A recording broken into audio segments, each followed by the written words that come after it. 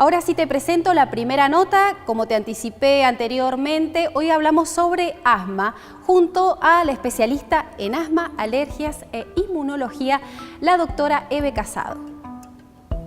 Doctora, ¿qué es el asma y cómo se diagnostica? El asma es una enfermedad crónica que afecta a los bronquios y se diagnostica a través de métodos que son la espirometría.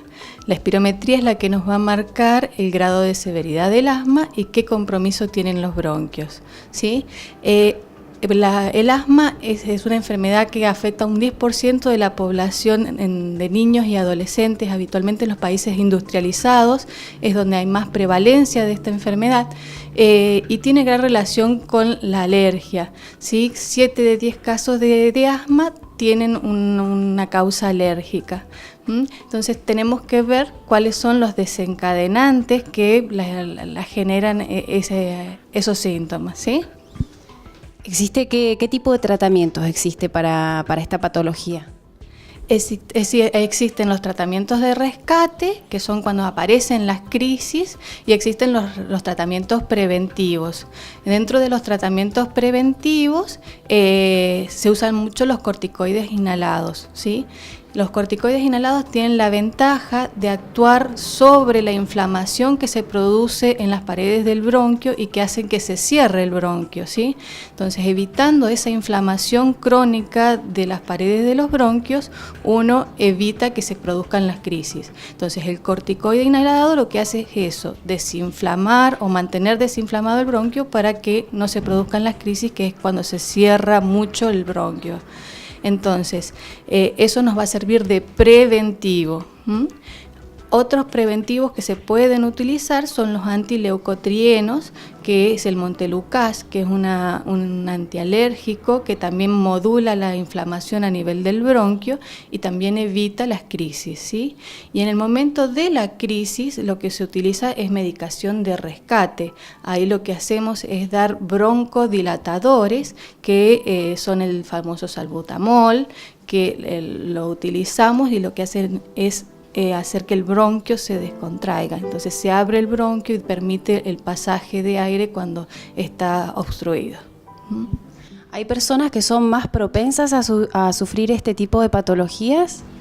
En general los pacientes alérgicos o los pacientes que trabajan en algún ambiente laboral donde se aspiren sustancias que inflamen las paredes de los bronquios. Esas son las personas más propensas a realizar este tipo de actividad o de enfermedades. Y también las personas que fuman tienen también una noxa especial sobre los bronquios porque el humo del cigarrillo genera también inflamación de las paredes de los bronquios. He notado, bueno, en diferentes casos de que hay niños que sufren de asma y a una determinada edad esto desaparece o se puede estacionar, ¿es así? Es así, si bien el asma es una enfermedad crónica, como es una enfermedad donde muchas veces la patología alérgica es la que la desencadena, el sistema inmune va madurando a medida que va creciendo el niño. Entonces hay dos épocas donde el niño hace un cambio en su sistema inmune. Uno es entre los 6 y los 7 años y otro es cuando pasa la adolescencia, entre los 12 y los 13 años. Entonces tenemos muchas veces gente que dice, yo cuando era chico era asmático, pero después me curé solo. En realidad lo que sucedió es que su sistema inmune logró controlar las alergias que le desencadenaban el asma y su asma desapareció.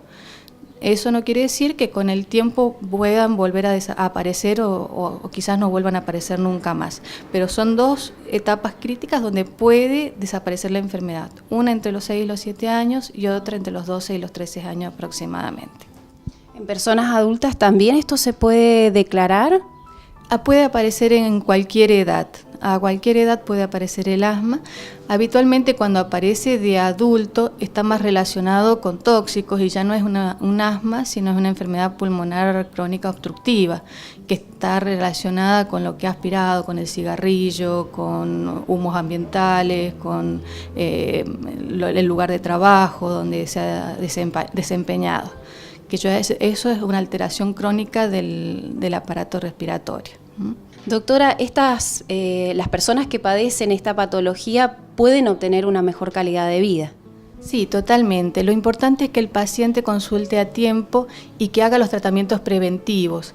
El hecho de que el paciente a veces consulta solamente cuando tiene las crisis o usa solamente la medicación de rescate y no usa la medicación preventiva, eso empeora su calidad de vida porque le limita a muchas de sus actividades diarias. No puede ir a lugares con humo, no puede hacer deporte, no puede un montón de cosas. Entonces es importante que el paciente concurra al neumonólogo o al inmunólogo para que le dé las pautas de tratamiento para que su asma, si bien es crónica, esté controlada y no le genere crisis.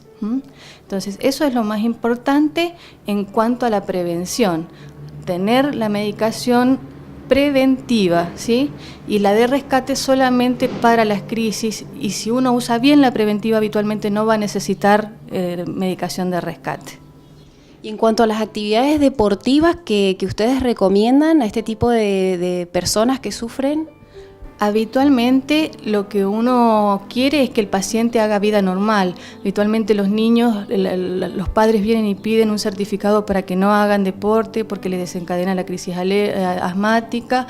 Y uno lo que quiere en realidad es que el niño no se sienta excluido ni de su grupo de compañeros, ni en el recreo, ni en la escuela, ni en ningún lado. Entonces lo ideal es que el niño haga la prevención, tome la medicación preventiva y pueda hacer todas las actividades que hacen sus compañeritos en la escuela.